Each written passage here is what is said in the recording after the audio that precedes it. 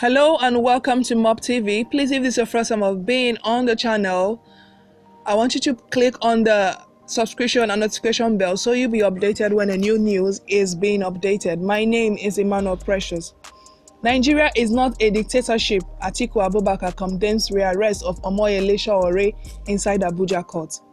Atiku Abubakar, the former vice president of Nigeria, has condemned the rearrest of Omoyele Sowore inside the Federal High Court, Abuja, by men of the Department of State Security, DSS.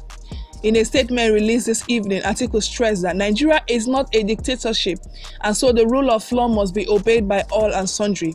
He described the arrest of Omoyele inside the court as a rape of the sanctity of the court.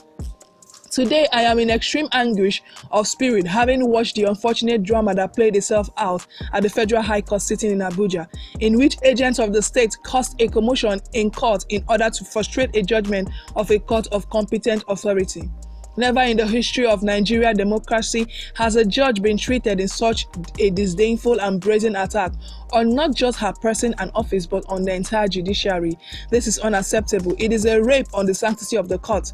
Nigeria is not a dictatorship. We are a democracy, no matter how inconvenient this fact is to the powers that have forced themselves on us. Going on? Please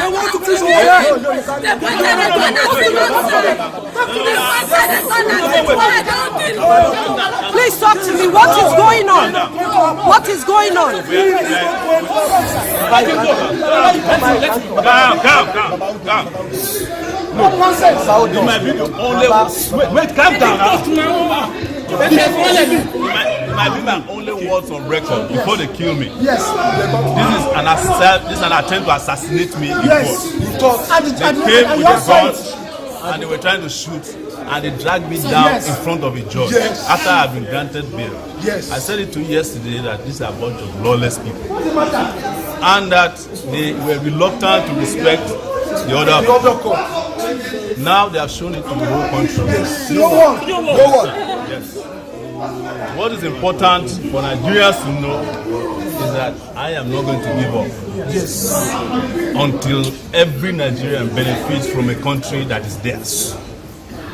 And I've made it very clear. They tried to break me in prison. They sent delegations to me, offering all kinds of, and I refused. And they promised that I would not walk out of their detention alive.